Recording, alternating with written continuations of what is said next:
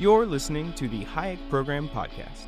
This podcast includes audio from lectures, interviews, and discussions from scholars and visitors of the F.A. Hayek Program for Advanced Study in Philosophy, Politics, and Economics at the Mercatus Center at George Mason University. To learn more about the Hayek Program, visit ppe.mercatus.org. First of all, my name is Pete Betke. I'm a professor here at George Mason and director of the F.A. Hayek Program.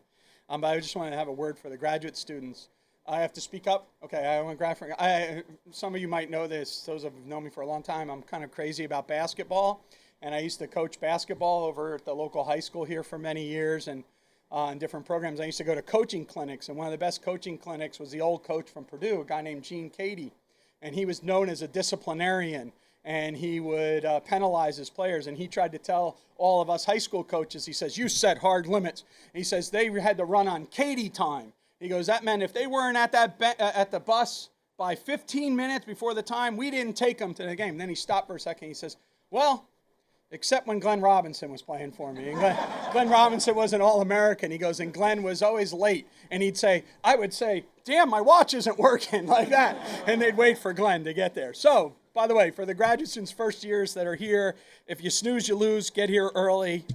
These things fill up. Anyway, thank you so much. It's a fantastic showing to come out here. We're here today to celebrate and to discuss Richard Wagner's James Buchanan and Liberal Political Economy, a book that was published in 2017.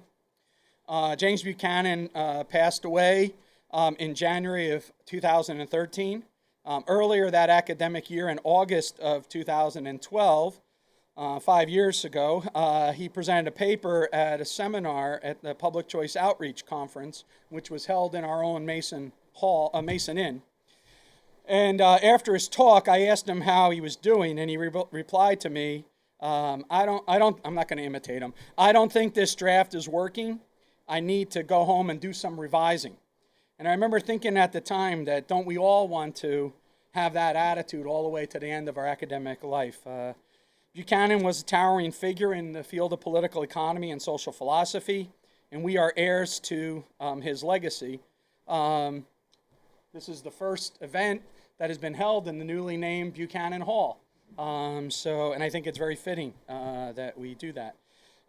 In fact, inside our seminar room, which we call the Buchanan room, we have a motivating quote that adorns the wall and reminds us daily that the task of the political economist is to combine a working knowledge of the technical principles of economic science that are necessary to assess how alternative institutional arrangements impact the ability of individuals to pursue productive specialization and to realize peaceful social cooperation.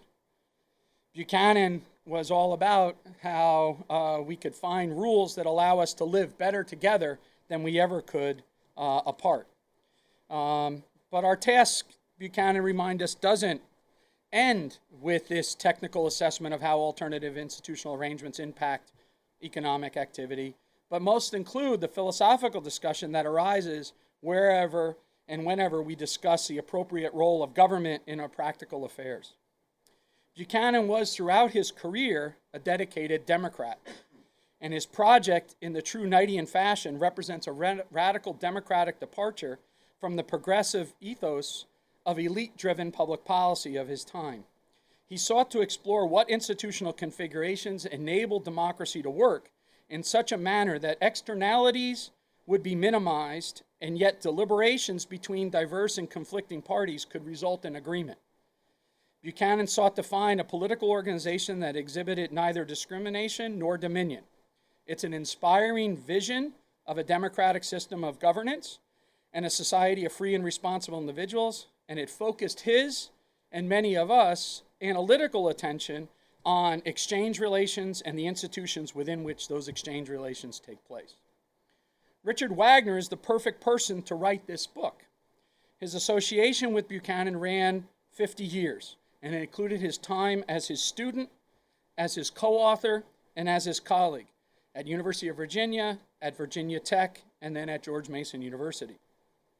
Dick is a major scholar of public finance and political economy and social philosophy in his own right, so this book is no mere hagiographic work.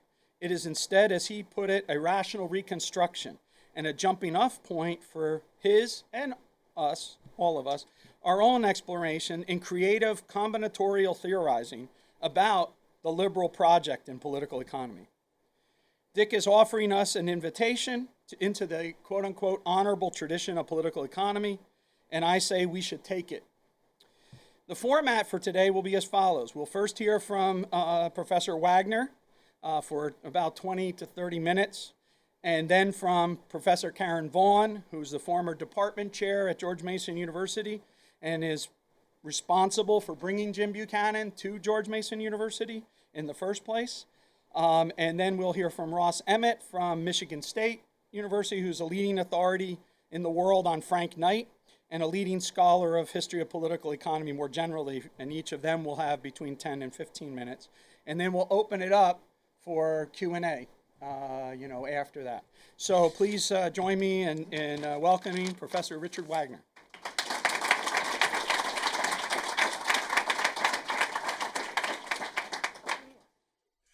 Well, thank you for that introduction, Pete. I'm very glad to be here to talk about Professor Buchanan and his work. He said I had 20 to 30 minutes. I had my timer here, as many of you students know, set for 20 minutes, so I will not start the timer until I figure out how to work the slide here. Not so hard. Okay, then I can start my timer.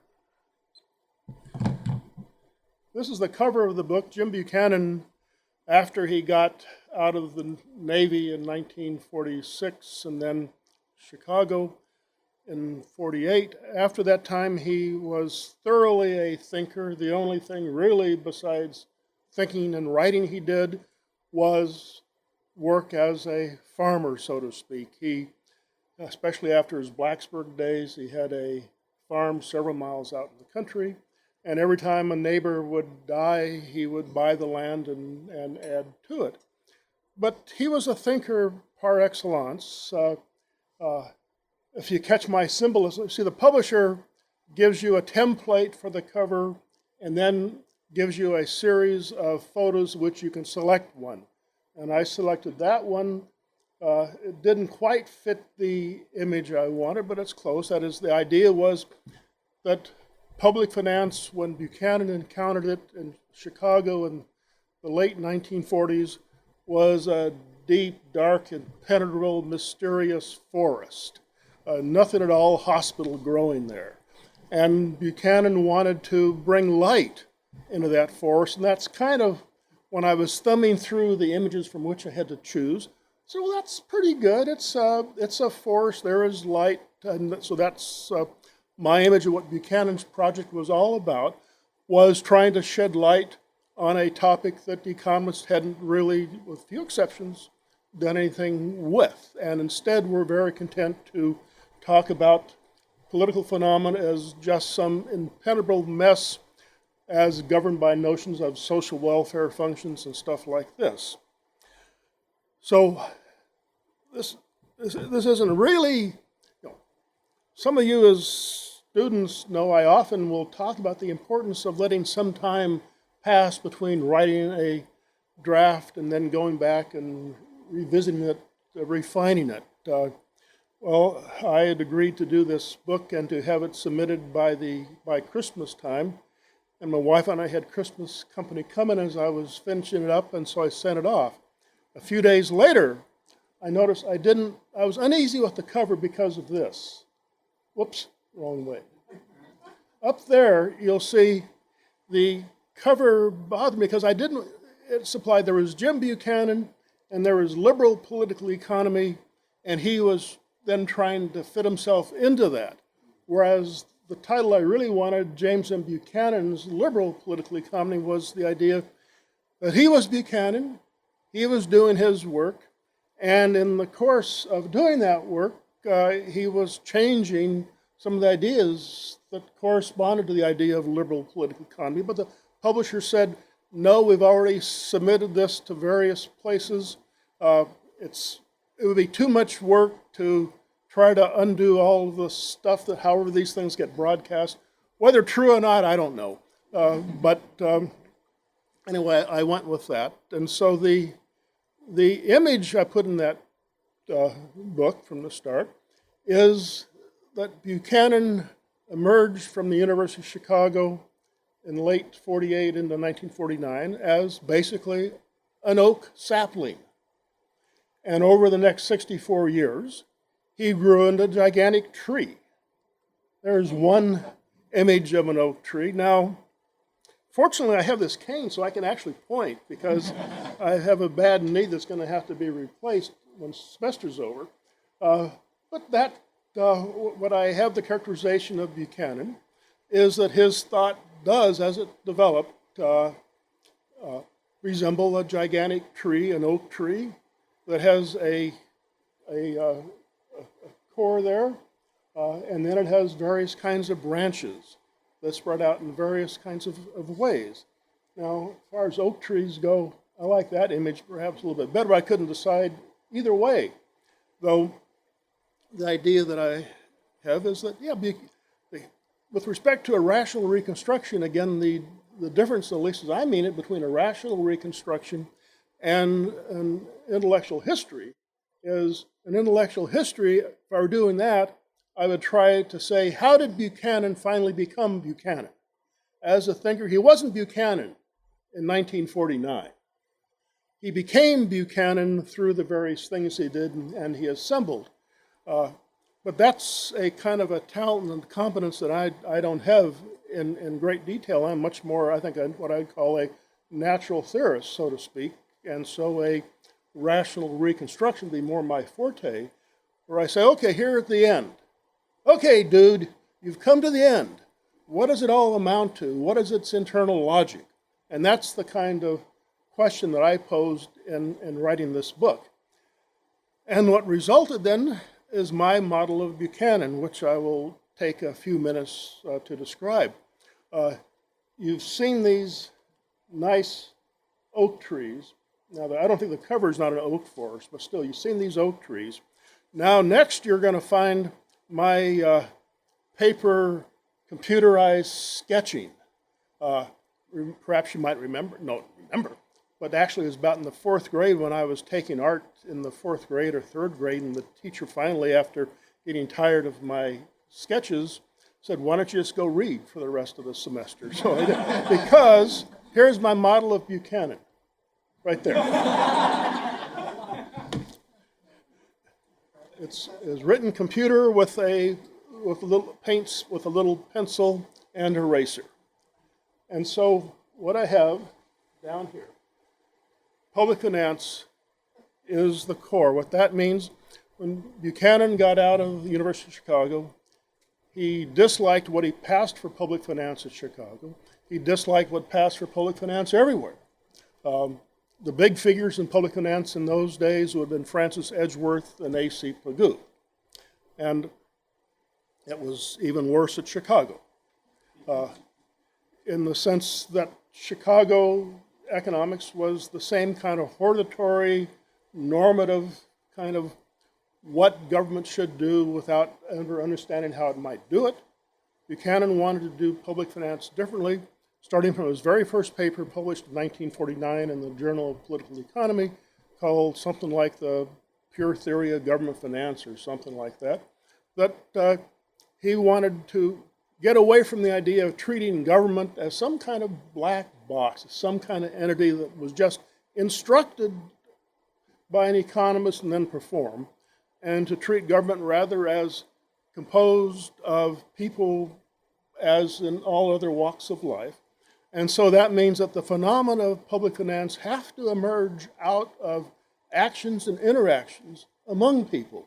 And that was the basic fundamental seed that he planted in 1949.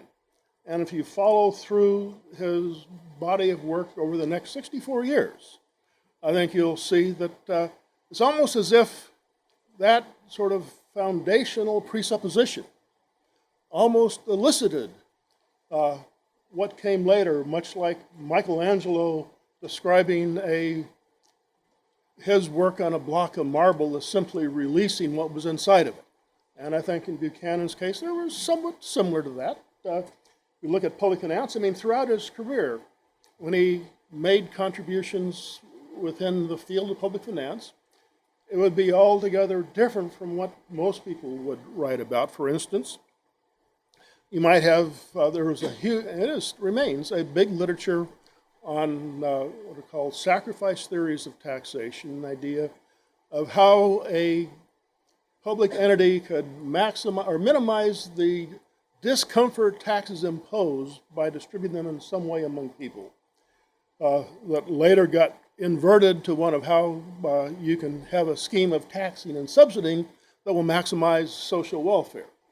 Now, Buchanan wanted to say, well, the phenomena of public finance and democratic polities arises because people want to make them happen.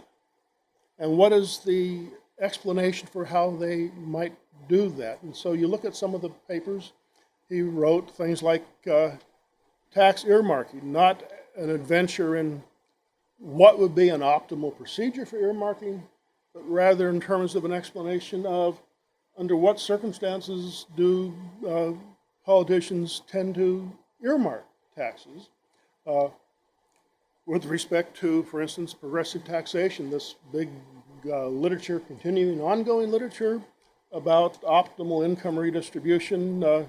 Buchanan turned that around and asked such questions as, are there arrangements under which, in contrast to a flat rate of tax, people might agree to a system of progressive taxation as a form of income insurance, you might say, whereas in periods of low incomes, you would pay relatively less. In periods of high incomes, pay relatively more. That was those. I don't think he took that very far, but I mean, those were the kinds of questions that were on his mind, in saying that the phenomena of public finance, taxes and spending, emerge out of people's choices and actions. That you'd say in this respect, you wouldn't so much talk about the excess burden of taxation, because if you think about it, why is there a tax? Well, there must not be, because there are people who want the tax.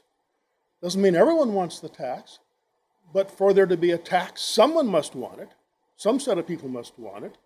And so maybe there's an excess burden. Some people dislike it doubly, but there's also a benefit to some as well, and that puts you into a different kind of position, much like the position that Vilfredo Pareto asked this question. It was in the Giornale degli Economisti back around 1920, when there was this big literature on maximizing social welfare that Edgeworth had spawned. And Pareto said, well, what about this maximizing social welfare or happiness, when happiness for the lamb requires the avoidance of being eaten, while happiness for the fox requires eating the lamb? And that's a whole different kind of problem set that sets forth. And so throughout his work, starting from this very question of people living together in close geographical proximity, which is the basic social setting, some of the phenomena that people living together generate correspond to the phenomena we know by the name of public finance, taxes, spending, budgeting, and so forth. But Buchanan wanted to put that very much on an explanatory foundation rather than simply taking it as some kind of normative adventure. Now, whenever you get groups of people, like you all are a group, say, well, how do you all as a group differ from a mob? You have 500 people. Are they a mob? How do they become not a mob? Well, the only way they can become a not mob is through some kind of, they have to constitute themselves in some fashion. There will be rules, procedures, principles of standing, and you're going to, that gets into over here, his interest in constitutions, constitutional political economy, because as soon as you're talking about fiscal phenomena, taxes and spending and budgeting, emerging out of some kind of collective process, then you can't really talk about a collective process without inquiring about how that collectivity is constituted.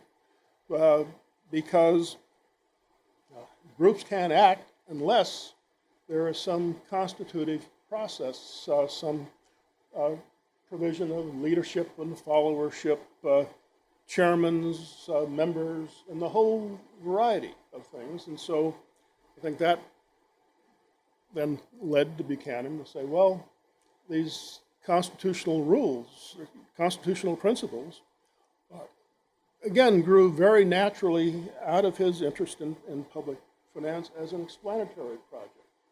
And when you're talking about the constitution of groups, then we go to this branch on the left, federalism and associations. That is, there has to be, if you're pursuing this line of thought, one question I would submit is going to naturally occur to you is, okay, well, fiscal phenomena are group phenomena, but if you take some group phenomena, some territory, if you take some territory, is there going to be one group over that territory, or are there going to be multiple groups over that territory? That gets into theories of association, theories of federalism, so forth, theories of succession, which is a topic he also wrote about, and so forth. But because otherwise the option is simply to take a group as data, but Buchanan was very inclined to avoid taking things as data, a feeling that behind anything you take as data, there has to arise some explanation of that, because the basic direction of his theoretical movement was one that you started with individual action, individual belief, and interaction amongst individuals then generates various kinds of formations, various kinds of data that emerge out of individual action. And so that was his orientation there. If you look further in terms of his line of thought, going up on the right up there, time and debt. Then again, one of his recurring themes in his body of work was that when you get into public business, public affairs, that just as in private affairs, actions occur over some duration of time. The typical motif for action is a choice is undertaken now, the results of which won't appear until sometime in the future.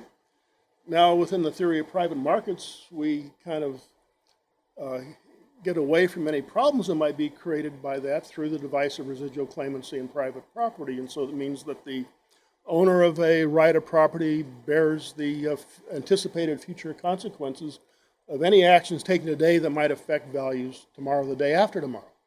But it's different when you get to collective kinds of activities, because the members of any collective assembly are going to be changing over. And so you have the situation of people making decisions today, but not really fully responsible for the value consequences that those actions might take in the future.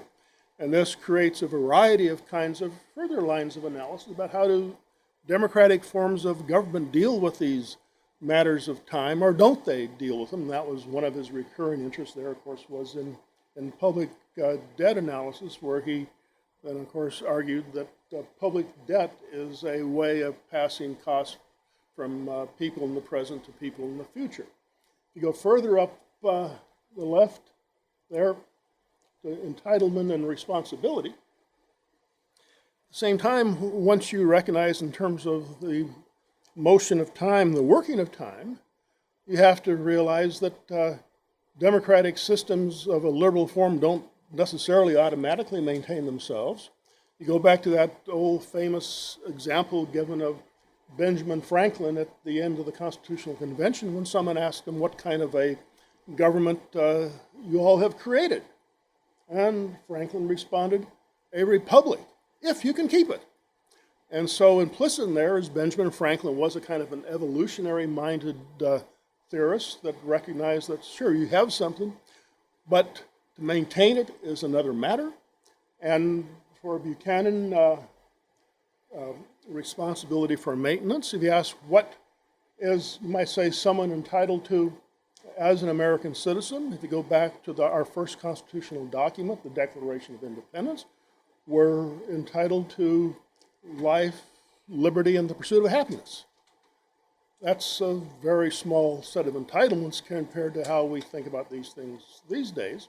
And of course, there's always the inevitable problem that you can't speak about entitlement without speaking about responsibility for providing those entitlements. That, I think, my way of thinking, is the one big virtue of equilibrium theory in economics, is that tell us that any kind of statement you make about the demand side of living, you have to make a supporting statement about the supply side of living. And so if you're going to have a Herbert Hoover type of entitlement of a chicken in every pot, you're also going to have a program that's going to compel people to produce chickens to fill those pots.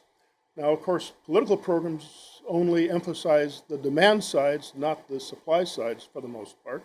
But still, that kind of interest in can democratic systems maintain themselves, the peculiar problems that arise because of the system of ownership rights that exist within democratic forms, were one of the things that he came increasingly to look at. He even penned a paper called something about Afraid to be Free around 2005 that was basically questioning whether there's a kind of an internal fortitude that is necessary to maintain a free democratic system, and whether organized practice can work in such a way as to support or to erode that kind of framework. And so that all fits in there. And then finally, I put a top to the tree. There I call that social goodness. I'm going to take 1 minute. That's 20 minutes flies, especially, yeah.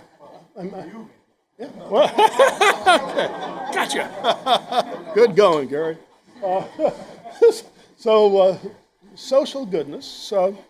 Buchanan continually recognized that economics is a topic, the subject of which is of great human interest, because what economics concerns are the properties of our common living together, because that's the basic feature of life in a society, is that we're all in this in some fashion or other, dependent upon levels of association. We're all in something together, again, dependent upon association. And so what economics might contribute to social goodness and so forth is also an enduring part of his work. And so while he started with an interest in trying to do public finance in an explanatory fashion, he also maintained to the end this interest. Well, the reason for being concerned with explanatory matters is he hoped that the normative, valuational kinds of concerns would be done better. That is to say that it's very possible. One of the problems, I think, with the humane studies is we don't really have, I think, a solid idea of impossibility, of requirements of law, and so forth. That no one proposes to try to create a gigantic balloon and make it big enough and fill it with enough gas to go to the moon. We just know that that would be an impossibility. So gravity presents that, but it doesn't mean you can't overcome it, but it means you have to work inside of it. And that was very much Buchanan's kind of, I think, belief about his whole positive orientation towards collective action, was to move the concern with collective action away from the idea that governance was the province of a few people who ran ship of state for everyone else, to the idea that governance is the business of everyone. And yet there are, just as there are law-like properties, you might say, in terms of economic action, so there would be law-like properties that play out in terms of the collective manifestations of that action. And so that is my theory of Buchanan, and thank you very much.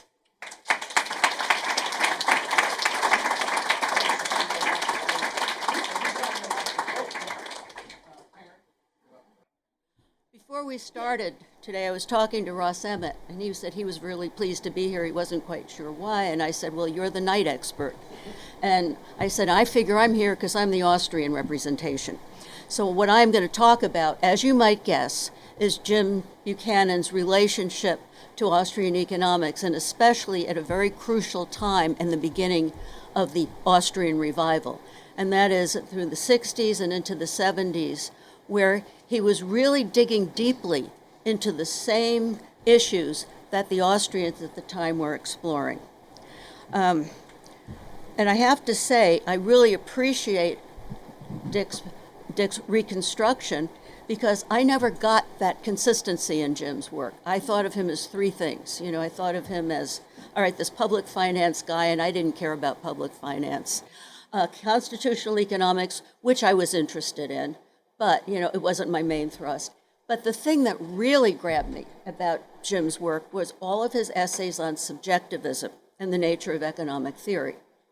And so that's what I want to talk about, because it's clear that in these papers, he was struggling with the same issues the Austrians were struggling with and trying to solve some of the same problems. So even though he never called himself an Austrian and would be offended by being given some kind of a title, he hated anything that smacked of hagiography or ancestor worship. But still, the issues were the same. Now, my first introduction to James Buchanan was Cost and Choice. And I'm sure many of you are familiar with Cost and Choice. For me, this was a revelation, having come from a standard economics program and I was a great believer in the neoclassical apparatus. I loved shifting the curves around on the blackboard.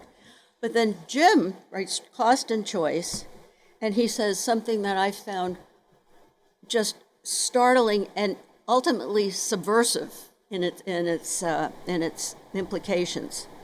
Choice is not reactive. It's not just the simple butting up of utility functions against constraints. It is not something that is automatic and obvious, but it is a subjective evaluation of foregone alternatives, and that it involved the expectation of what the consequences of these choices would be in the future. And even more subversive is that one could never know the real cost of anyone's choice, because if you had never taken that other path, you couldn't know how it would work out. So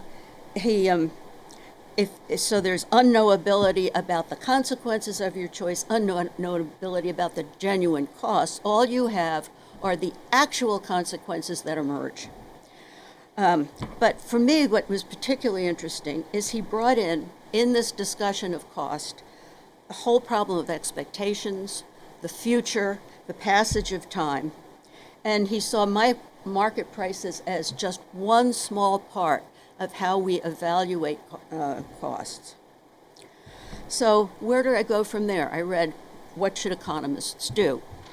And what is amazing to me about that, especially now in retrospect, this was 1963, I believe, and it was an address to the Southern Economic Association, a presidential address, where he basically challenged the underpinnings of all the economics that everybody in that room was doing.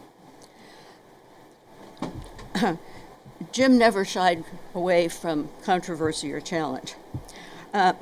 Now, What Should Economists Do? He tells us that choice is not the unit of analysis that we should be working on. What the unit of analysis should be exchange. And this is very important because exchange is really a social interaction. It's not an isolated individual thing. You have individual agents, but they can only satisfy their projects and plans through interaction with others. So he thinks should be the unit of analysis. And then he says something really interesting. He said, exchange can never just be automatic, because even conceiving of the possibility of an exchange requires imagination. So here we have people who are, they may be ignorant of the consequences of their action, there may be uncertainty, but they're imaginative. And he comes back to this theme several times in different papers. Exchange requires imagination, And competition, this is another thing, competition is not a condition as it is in perfectly competitive theory. It's just there. Competition itself, he says, emerges through the interactions of people. So competition is an outcome, which if any of you have read Menger know that this is will resonate with the Austrians in the audience. Markets become competitive. So once again, we're looking at a theory of becoming and not just a static analysis of some endpoint. So and then he ends up by saying, competition is not a means to an end. And in neoclassical theory, what are we always aiming for? Efficiency. It's not a means to an end. There is no overriding efficiency. All we have, and this is a means for free people to pursue their own ends in concert with each other. Well, and then the third pillar of this subjectivist economics that he was playing around with, I find in Natural and Artifactual Man. I know Pete loves that article, and for good reason, because the one, he kind of knocks the stilts out of yet one more very important assumption of neoclassical theory, and that is the utility function. You having a problem there, Frank? Just trying to get it closer so he can see. Oh, okay. That's it. So he said the utility function is not only a fiction, it's a particularly disturbing and unhelpful fiction because, he says, we only discover our preferences in the act of choosing. We don't know them and then kind of read them off a list. They emerge through the act of choosing. And human beings, moreover, can choose to become different from what they are. And this is the phrase that I think gets repeated often enough. Man needs the freedom to become the man he wants to become. And let's expand that. Men and women need the freedom. He came from a generation where it's perfectly acceptable to use one pronoun. Now, so there are no fixed preferences. Market costs are historical data. They are influencing choice, but they are not the sum total of choice. We don't know the consequences of the future. This were all the themes, as we know, during the 60s, well, mostly the 70s, that Austrians were talking about. And they were all, at least for me, eye-opening observations. But having made all these observations about ignorance and uncertainty and processes of time and the malleability of human choices, you're faced with a problem. What kind of economics do you make out of that? And this was, of course, the problem the Austrians were struggling with. Well, Jim gave a paper at a Liberty Fund conference that Israel Kirzner put together in 1982. And in that, he gave a paper called The Domain of Subjective Economics. And I don't think this paper is given quite the respect it deserves, because he puzzles with this question. How do you retain what he called the predictive content of economic theory while still accounting for imagination, creativity, radical uncertainty? I mean, he's puzzling about this because economics, neoclassical economics, is not useless. It's very powerful in certain circumstances. And he takes, I love this, he takes the jumping off point for his analysis some experiments that were going on at Texas A&M on rats. And they were doing, their experimental economics was not about people, it was about rats. And they would alter the energy cost of trying to get pellets of food. And you know what they found out? Rats have downward sloping demand curves. And so he said to himself, how can this be? You know, are human beings like rats? And he comes up with the answer, sometimes, sometimes, because we do kind of respond to changes and constraints, and often in predictable ways. But he said they're more than rats. And so what we have to do is build an economics that retains some of this predictive content that we get from the supply and demand curves. But in conjunction with this, he said, we have to develop a subjectivist economics. And he said the domain of subjective economics is the imaginative part of human action, creativity, and radical uncertainty. So he said, but there are patterns of behavior, and this is an important phrase I want to come back to. There are patterns of behavior in human action that allows economics to have predictive content. But then there's unpredictable things. And so he says the subjective domain is the dynamics of a free society. And what he means by this independent actors who are able to pursue their own projects and plans, as Kerzner would have said. But then he ends with some ringing challenges. Subjective economics is a way of thinking about economic processes. We have to impose intellectual order on apparent chaos. We have to sweep away thought patterns carried over from positive theory. We have to, and then build on Shackle. Well, Shackle was even out there for the Austrians at that time. But Buchanan puts this challenge out, that we have to work in the two together in some way. Okay, that's a great challenge, but then what do you do? And of course, this was the whole debate in the Austrians in the 80s, how do we explain order if we give up neoclassical economics? Now, Buchanan was great at offering the challenge, but he didn't do a whole lot to answer the challenge because that wasn't what he was interested in primarily.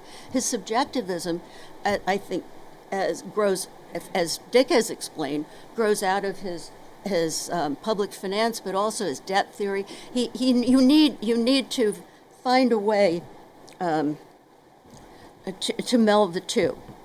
So one of the things Jim does is offer the rules of the game as a possible avenue for exploring the order that emerges, and that's where he put his effort.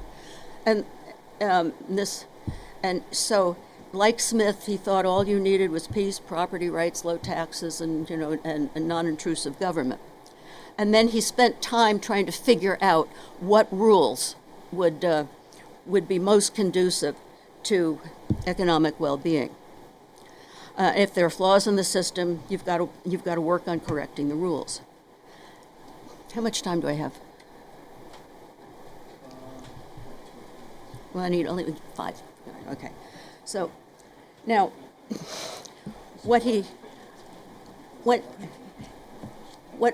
here's the thing I find, again, kind of troubling but understandable. What he says is, when asked, well, how do you describe this order, he falls back on general equilibrium theory, and as did Hayek, by the way. Now, Dick has a great observation in his book. He said he had to speak in the language of the profession, and you can't communicate with people if you make up new words and you have to frame ideas in words that are understood. But I think there's another thing going on here too, and that is it was the metaphor, the only metaphor he had to show how the parts fit together. It's a very flawed metaphor.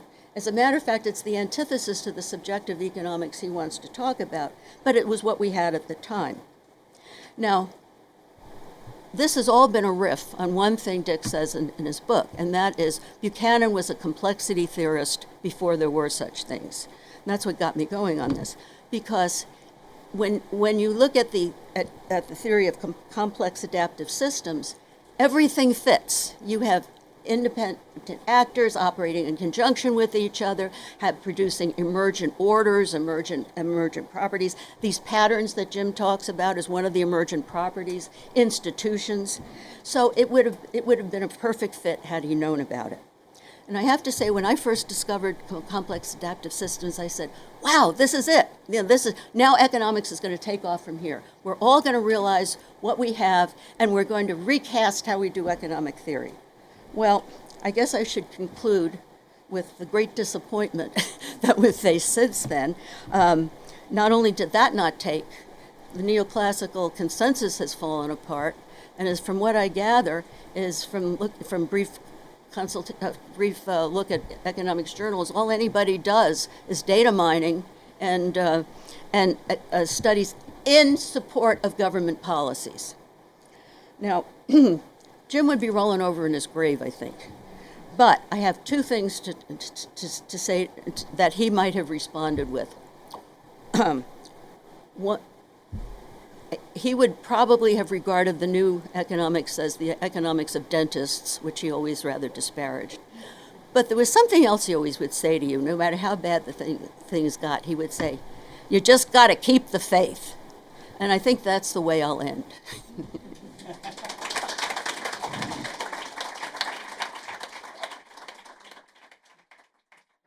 Let me begin by saying how thankful I am for the privilege of participating in today's forum, honoring the publication of Richard Wagner's book on Jim Buchanan's liberal political economy. It's an honor to participate in this, not only because I'm such an admirer of Jim's work, but also because in this summer of discontent about him, I'm happy to have the opportunity to say something about a book that in a recent book review I wrote, I called a useful antidote to the foolishness that's circulating elsewhere. Dick calls his book a rational reconstruction, and just like him, I'm going to start with comments about this task of rational reconstruction. And I'm going to give it a somewhat different reading than Dick did, so it's going to be fun to kind of compare them. And I'm talking about his reconstruction, so he gave you what he thinks his reconstruction is, and I'll be giving you what I think his reconstruction is, so we're going to have some nice little interplay maybe. So you may have wondered when you picked up the book or saw the title what a rational reconstruction is. By the way, I almost called this Rationally Reconstructing Jim Buchanan, and then I realized that might be a somewhat macabre thing. Among intellectual historians, at least, the term stands in contrast to historical reconstruction, which, as you could probably imagine, is the task of reconstructing a work of a thinker in the thinker's own intellectual context. That is, the historian puts aside her own contemporary issues and perspectives and seeks to re-educate herself about the past. And you notice the use of the word re-educate. To re-educate herself about the past in order to engage the thinker, in this case a political economist, on his own terms. Rational reconstruction is, in this context, the opposite of historical reconstruction. If I can put it indelicately, a rational reconstruction is where a contemporary theorist re-educates the past thinker in the ideas and methods of the present in order to see what we as current theorists make of this past theorist's work on our terms. Okay? And this is actually pretty close in my reading of Dick's book to his goal. Indeed, he tells us that he wants to see, and he argues that we ought to see, that Jim's work stands up today in terms of today's research goals and agendas, perhaps even better than it did during Jim's time. Right? In preparing for these remarks, I went back and looked at the first letter that Jim ever sent me. Yes, I'm a historian. I keep all my correspondence, even before it was digital. It's dated June 21st, 1989. This letter was a set of comments on my first attempt at a historical reconstruction, notice how I use that term, of Frank Knight's work, which Karen Vaughn, this is a family of interactions, had graciously passed on to Jim. The letter closed with the following remark: I do not personally think much of trying to force discussion into rather artificial categories such as historical versus rational reconstruction. It seems to me, and this, by the way, corresponds to what Dick was suggesting about Jim's work. It seems to me that we should study a person's work for the insights they offer, and that it becomes relatively unimportant whether or not the works are internally consistent. In Knight's case, his attitude towards the work of other scholars and towards the world generally, well, these were far more important than the specific details of his system, if indeed he had a system at all. Okay? So Dick has provided us with an account of Jim's work which suggests that there's a systemic element to it. And Jim wonders whether we want to construct system out of interaction, and that of course any of you who have read Frank Knight will know that it's very difficult to suggest that he had a system. Well, having had Jim, as usual, put me in my place, and maybe Dick in his place, I'm nevertheless going to press on with this rational reconstruction theme, because Dick, I think, uses it to excellent effect. Okay. Here's a good example of Dick's rational reconstruction from the early discussion of the calculus of consent and public finance. And the quote goes like this: "The calculus of consent was published in 1962 and used tools of thought and modes of expression that were in play at the time. This situation creates problems in understanding past scholarship when the tools of thought in play between then and now have changed.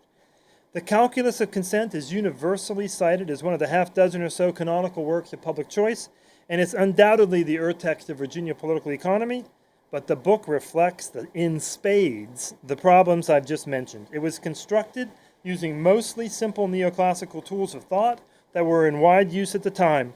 Among other things, this generated a focus on representative agents and median voters. Yet the intuition behind the book," getting my stopwatch back,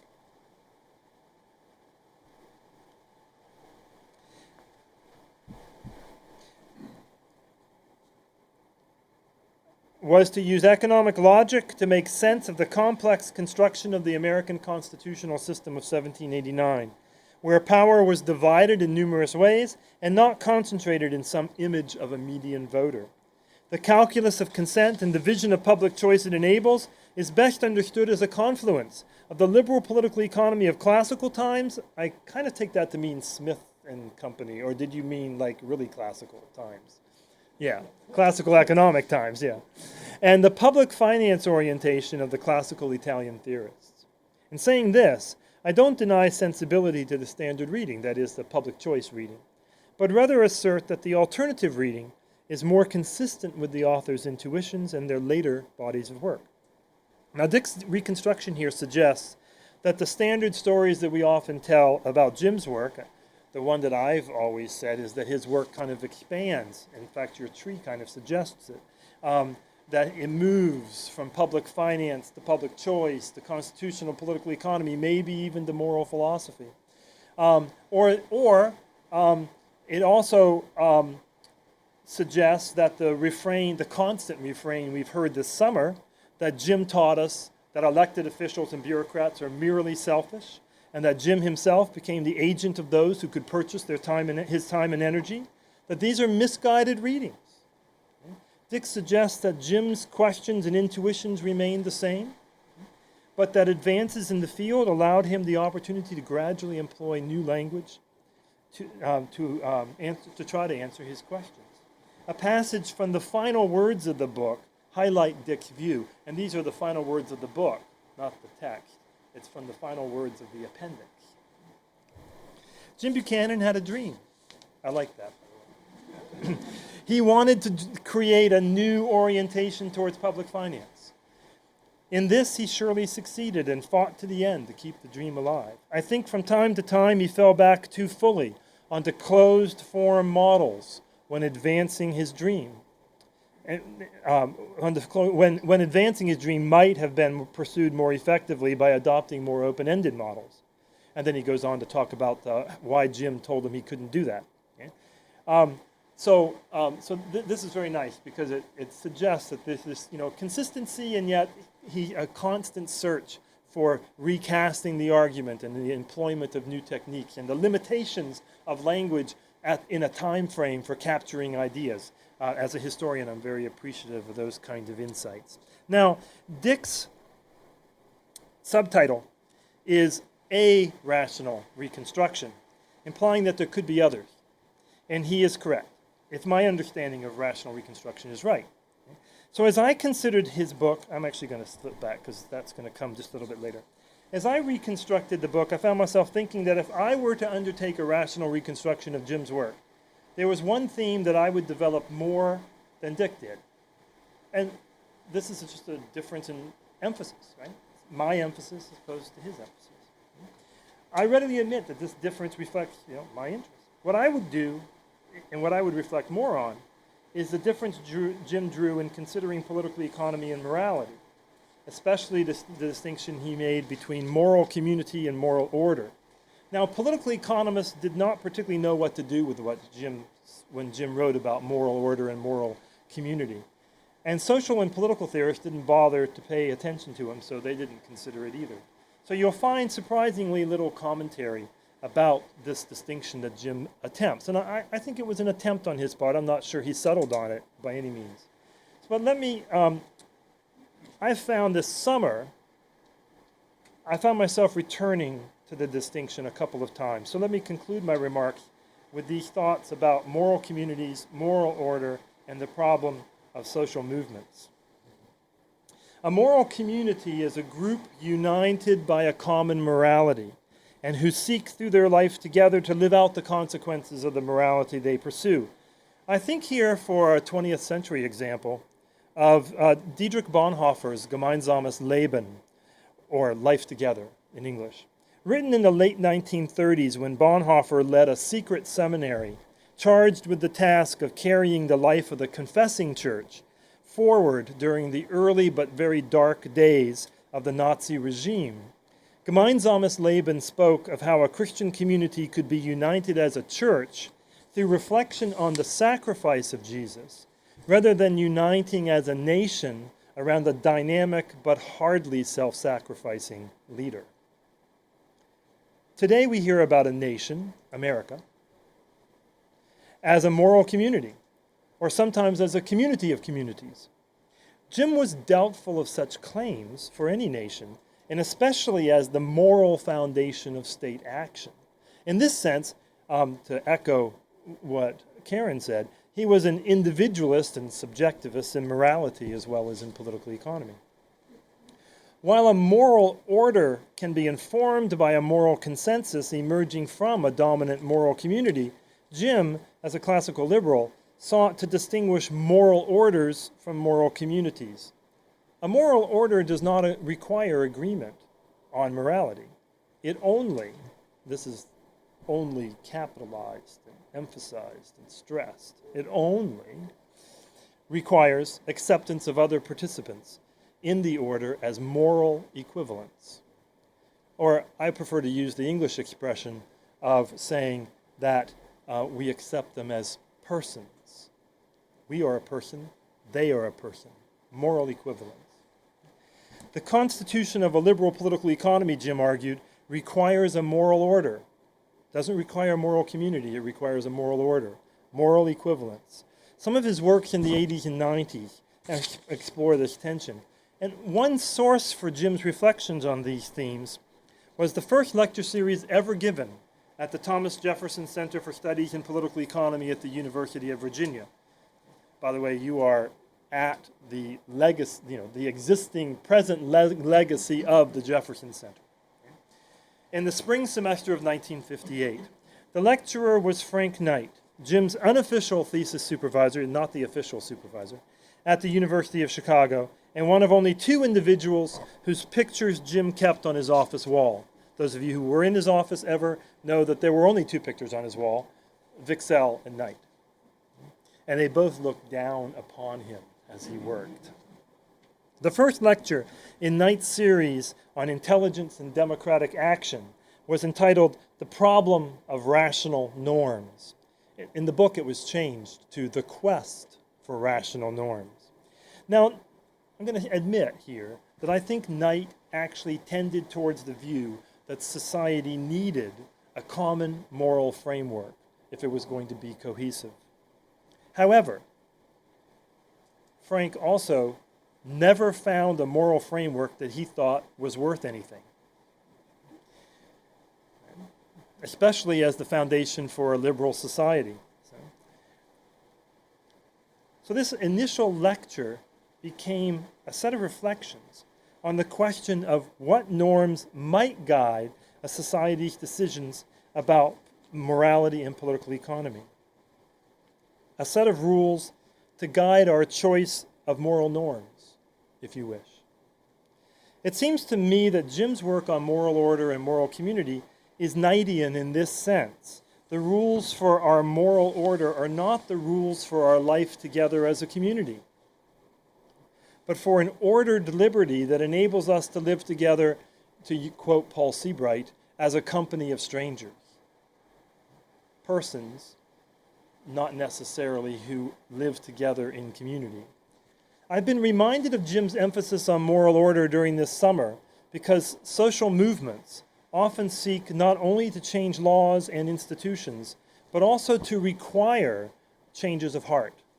That is, to shift the moral community of a nation as well as its legal and political economic order. But Jim would remind those social movements that political economy, although not sufficient to the task of providing society with a moral social philosophy, was certainly necessary to the task. While his generalized model of market interaction, generalized to the whole society, could not predict nor provide normative evaluation of specific governance institutions, it did, he argued, generate criteria for the evaluation of the process of interaction, and those processes of interaction that allowed for the coercive overriding of individual value would not find ready legitimation. That quotation, by the way, comes from the 1985 essay, Political Economy and Social Philosophy, that Dick calls, what did you call it? The epitome of Jim's social philosophy or something. Something like that, yeah. Within any kind of contractarian or exchange framework that would be used for a description of a moral order. So what I've tried to do here is to give you a kind of reconstruction of Jim that focuses on the moral theory to complement the reconstructions we've had here of the underpinnings of his economic thought and the underpinnings of his public choice and public constitutional political economy thought. Thank you very much for the opportunity to be here, and I look forward to questions and comments.